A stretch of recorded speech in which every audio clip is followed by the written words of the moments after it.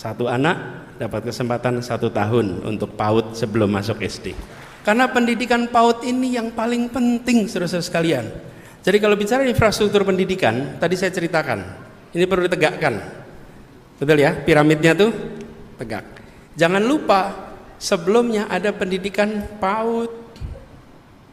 Dan PAUD ini, itu pendidikan yang terpenting. Pendidikan pra-SD itu pendidikan yang terpenting. Walaupun sekarang sudah masuk fakultas dan jurusan yang sangat susah seleksinya, lebih penting pendidikan PAUD-nya.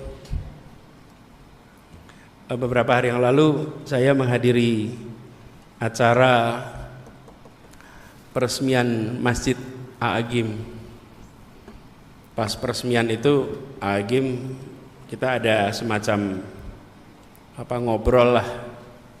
Dan A'agim bilang begini, Pak Anies, pendidikan itu penting sekali.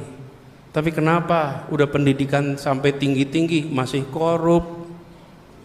Ada yang cerita soal oplosan.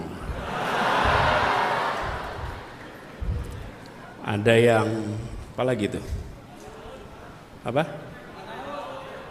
Oh, pagar, ya. Sertifikat di atas air. Sebenarnya masalah ini bukan terkait dengan tingkat pendidikan tinggi. Justru problemnya di pendidikan pra-SD. Disitulah kita diajari apakah barang itu milik kita atau bukan. Mana barang milik kita, mana bukan milik kita. Seringkali kita tidak memiliki kesadaran itu.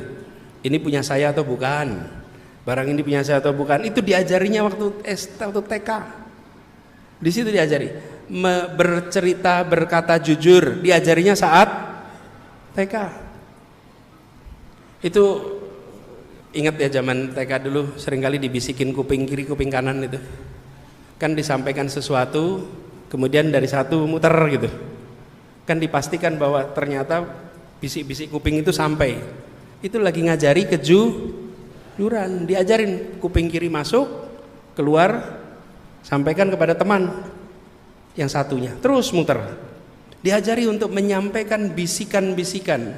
Ini bagian dari kejujuran. Ketika sampai kembali ke gurunya beda, gurunya tanya, siapa ini yang nggak jujur di sini nih?